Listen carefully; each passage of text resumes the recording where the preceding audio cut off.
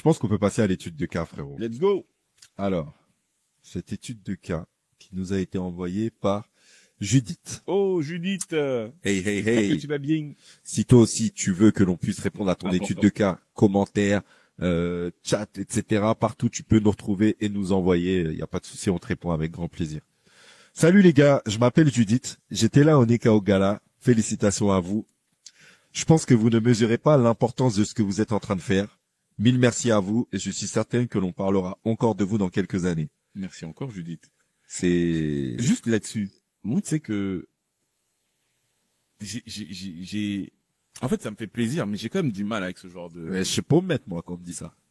Merci déjà. Oui, merci. Merci. Évidemment, tu vois, mais bon, bref. Mais tu ne mesures pas l'importance de ce que tu fais. Non, c'est pas par rapport à ça.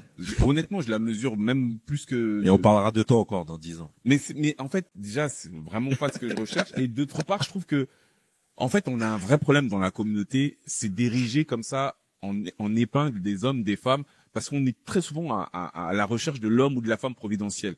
Et ça, c'est un problème. Ça veut pas dire que tu dois pas dire merci à quelqu'un qui t'a appris quelque chose ou quoi. Mais des fois, frérot, et notamment le jour du Nekao Gala, on m'a dit des choses. Et je disais, les gars, moi aussi, je vais aux toilettes, j'en vois. Arrêtez, en fait, tu vois. On est ensemble, on est pareil, tu vois. Il y a ce truc, des fois, mais, je dis, merci, hein. Ça veut dire que tu fais caca. Mon gars, comme tous les êtres humains. C'est pas ça. On se soulage de ouf, mon frère. Il faut le dire. Oh. La technique rigole. Non, mais il faut le dire. Ah non, mais faut le dire. Bon, maintenant que c'est dit, moi aussi de temps en temps ça m'arrive. Pas tous les jours. Mais Merci.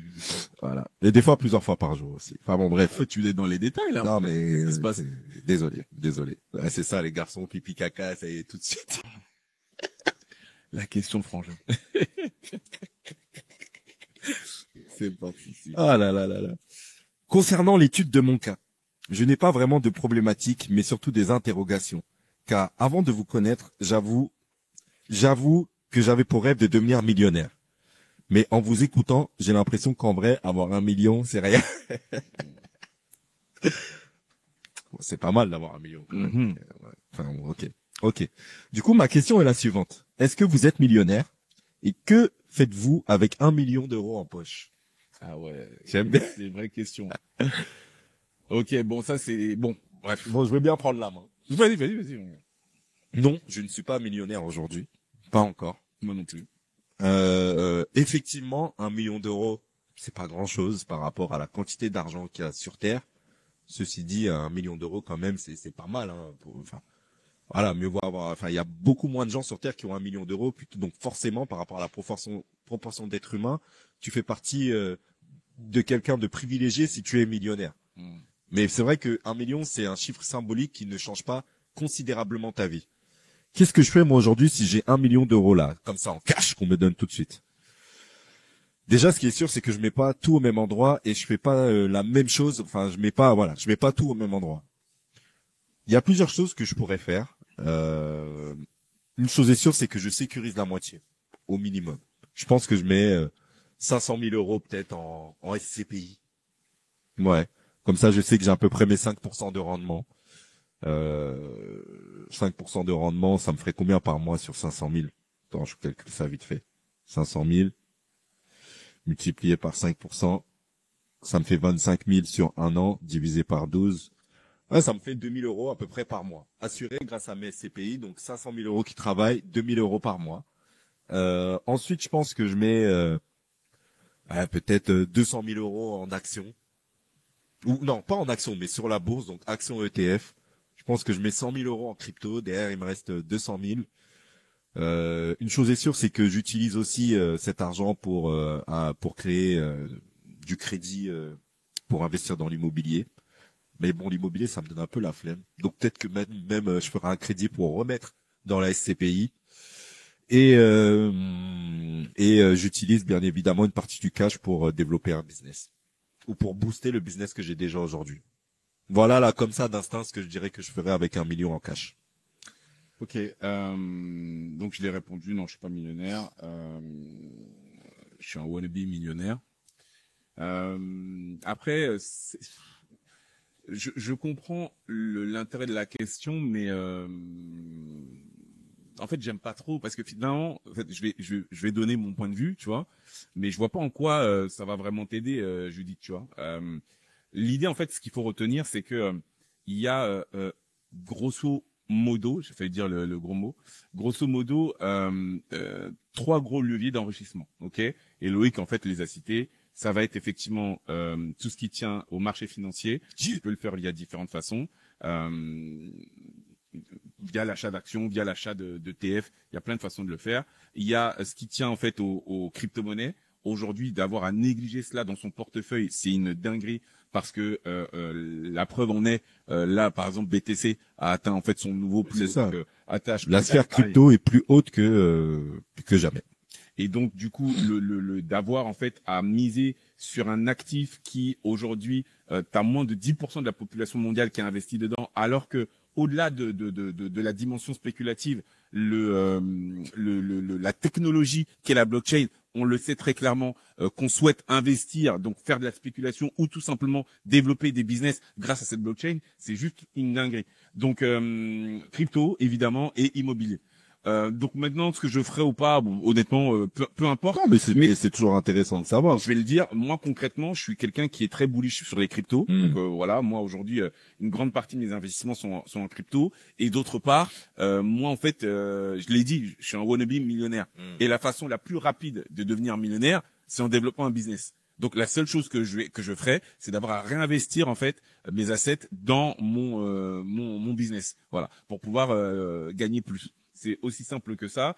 Et quand je dis aussi simple que ça, on pourrait développer. D'ailleurs, peut-être que ça pourrait être intéressant, tu vois, d'avoir à développer. Qu'est-ce que ça veut dire réinvestir dans son business, tu vois. Par exemple, notamment en partant sur, puisqu'aujourd'hui nous on est sur du digital.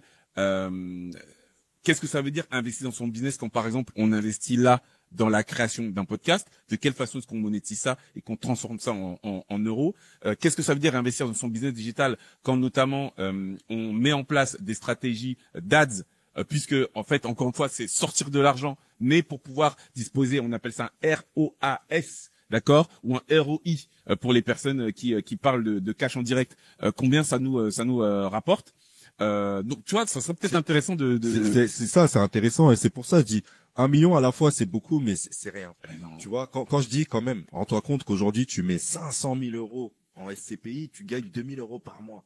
C'est pas énorme. Ouais, mais c'est pas énorme. Ouais. Ça veut dire que au quotidien, en faisant travailler ton argent, tu vis avec 2 000 euros par mois. Ouais. C'est pas énorme. Mais ça te permet d'avoir une certaine stabilité et tu sais que tu t'appauvris pas, au contraire, t'as ton passif qui rentre. Donc, voilà, ça vaut quand même du luxe. Mais tu vis pas comme un millionnaire avec ça. Mais je comprends moi. Enfin, toi et moi, on est pareil. On est 2 entrepreneurs, donc on sait très bien que ce qui a du sens, c'est d'investir du cash dans ta société. Et c'est ce qu'il y a de plus rentable en matière d'investissement, même si c'est pas ce qu'il y a forcément de plus sécurisé. C'est ce qu'il y a de plus intelligent à faire quand t'es entrepreneur. Mais si t'as 1 million en cash, frérot, tu vas pas mettre 1 million dans la Nikao School. Ça servira à rien. Non, mais après, c'est ça d'où on en est. De toute façon, ça ferait beaucoup trop de cash, tu vois. Ouais, mais après, c'est pour ça que je te dis, c'est une question de, ça sera peut-être pas dans un Nikao School, ça sera peut-être dans un autre business, tu vois. C'est que chacun a son truc. Moi, je sais que c'est ça aujourd'hui qui me drive, tu vois, de créer des choses, mais vraiment, tu sais, de créer des choses qui sortent de terre et de les voir grossir en acceptant la dimension risque, tu vois. Et moi, c'est ça, c'est pour ça que je disais, je sais pas. Tu vois, par exemple. Pourquoi je te dis ça? Peut-être que Judith, toi, l'entrepreneuriat, ça te parle pas. Donc du coup, en quoi est-ce que ce que je vais faire moi peut t'aider? Et attention, c'est pas une façon de. Je comprends ta question. C'est juste expliquer le pourquoi de ce que je disais au début. Je peux entendre que elle, ça fasse pas sens si jamais elle a pas d'ambition de créer des business, tu vois. Et par rapport à ce que tu disais sur les 500 000 en SCPI. Toi, c'est ce que tu ferais. Parce qu'effectivement, 5 points, ok. Mais moi, par exemple, si 2 000 euros par mois. Si je devais intégrer l'immobilier dans mon cadre d'investissement, il est évident que je passerai déjà pas par des SCPI. Je ne dis pas que la SCPI n'est pas bien. Je parle vraiment à titre personnel. Mais aujourd'hui, frérot, tu as de l'immobilier, notamment en Afrique, à minima, qui va te rapporter 20 points. C'est-à-dire que moi, quitte à me prendre la tête, entre guillemets, même si la SCPI, on va pas me prendre la tête. Ouais, mais justement, en fait, c'est ça qui est beau, c'est qu'aujourd'hui, tu peux déléguer, même là-bas en Afrique. À 100%? Mais pourquoi? Bien sûr, t'as des gens aujourd'hui dont c'est le travail, tu vois, ils sont marchands de biens, tu achètes ton bien. Bien sûr. La vraie problématique, c'est pas est-ce que c'est possible, c'est d'avoir les bonnes personnes. les bons prestataires. Ouais. Parce que ça, c'est une autre histoire. Mais aujourd'hui, bien sûr que tu peux le faire. Et on te parle à minima de 20 points. Quitte à le faire, je préfère aller chercher ça. Ça tient aussi à ce qu'on disait tout à l'heure, hein, sur l'histoire de la performance. Tu vois, c'est peut-être parce que je suis un homme, j'aime la performance Et c'est pour ça, j'ai pas dit que je mettais 1 million dans la SCPI, mais je mets au moins la moitié. Ouais, voilà, mais ça, j'entends. Et le reste, je préfère faire mes 20 points avec une somme plus petite, que j'estime plus risquée, tu vois, investir. Mais je trouve que, quelque part, la vraie bonne réponse se cache dans la conversation qu'on est en train d'avoir.